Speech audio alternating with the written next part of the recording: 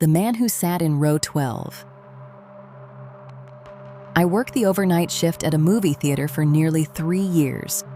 It was a small building with just 6 screens located at the outskirts of town. At night, you could see the glow of its lights, a perpetual hum in the dark as the bulbs went through their cycle, and nobody ever bothered to repair them. Overnights didn't mean I showed movies at 3 a.m. It meant that once the final movie finished and the patrons filed out, I, along with a partner, usually would stick around to clean up, sweep away the spilled popcorn scattered on the floor, wipe down the seating, ensure nothing was on fire, the usual routine. Typically, the 6 theaters were split between the 2 of us for efficiency. There was, however, one theater, the smallest one, Theater 7, that all of us loathed. Not for being particularly dirty, in fact, it was the cleanest, since very few people chose to reserve seats for showings that ended late at night. Theater 7 was tucked away at the end of the hall, the sort of room where they showed films without a major Hollywood push, the ones that the audience rarely expressed any genuine excitement for. Many nights, it remained completely deserted from dusk till dawn. The first time this happened to me, it was just 4 months into the job. Around midnight, I walked into Theater 7, switched on the house lights, and began my methodical progression up the aisle with my trash bag slung over my shoulder. There, in row 12, the exact center seat, a man sat. He simply sat, his coat buttoned up, his hands at rest in his lap, his gaze fixed on the unadorned blank screen as though the film hadn't concluded yet. I stopped short at the threshold and uttered something to the effect of, "Excuse me, sir, we're about to close. It's time to head out." There was no reaction from him, no shift in posture, no turning his head, not a single sound. Strangely, the initial reaction was not fear, but irritation. And that's a peculiar thought now, as I recall it. Annoyance, the kind that bubbles up when someone unnecessarily complicates your tasks at the very end of an exhausting shift. I moved a few steps closer and repeated my statement, this time a bit louder. "Sir, we are closing for the night." He then slowly turned his head to look in my direction.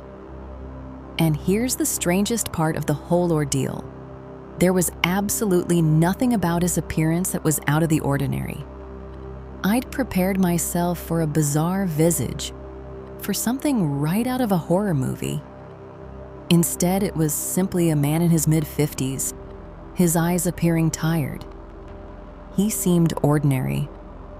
For a moment, he looked at me as though he was struggling to locate himself, then promptly redirected his attention to the silent screen. I retreated to the hallway and promptly fetched Desmond, our manager, a man who had been associated with the theater for a decade. I explained that there was still a patron in Theater 7, and that he wasn't responding. Desmond merely gave a slight, almost imperceptible nod.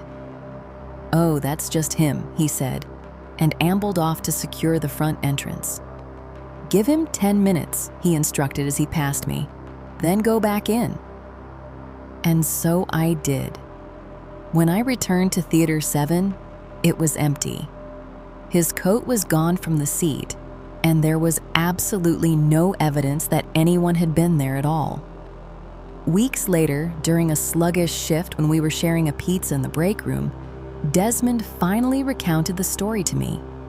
He explained that Theater 7 had been the largest of the 6 screens many years prior, even before I had joined the company. Back in its heyday during one specific 9 o'clock movie, a man had suffered a heart attack in the exact seat I'd encountered, row 12, and passed away. The staff, surprisingly, had continued the film for nearly 20 minutes before even noticing. To avoid negative publicity, the incident had been brushed under the rug. The company later remodeled the theater, turning it into the smaller space it was now. Different seats, Different carpet, different screen. Desmond mentioned that the man appeared every so often, and his visits followed no discernible pattern. Sometimes months would elapse without a sighting, and then one night while on closing duty, someone would walk into Theater 7 and find him again, seated resolutely in his accustomed spot, staring at an empty screen. Desmond advised me to never try to remove the man. Just wait him out, he said. But why, I asked. Well, he said, his voice lower, years ago, before you even started here, one of our closers decided to physically move the guy, try to jostle him awake. I don't know what that man saw or felt when he touched him, but he quit his job that very night. Didn't even take his coat or his final paycheck. After that incident, a silent understanding fell among us. If the man was there, we'd simply leave and revisit later. Never lay a hand on him. I continued working at the theater for another 2 years. I encountered him 4 more times. Always the same routine. His coat, his hands at rest, staring. The last time I saw him, I did something I probably shouldn't have. As I stood in the doorway just before stepping away, I chirped, "Hope you enjoy the movie." He didn't turn around that night, but as I was shutting the door, I'm sure I heard a low, almost polite laugh, like someone appreciated an unexpectedly well-placed quip. I no longer work there. I moved on over a year ago.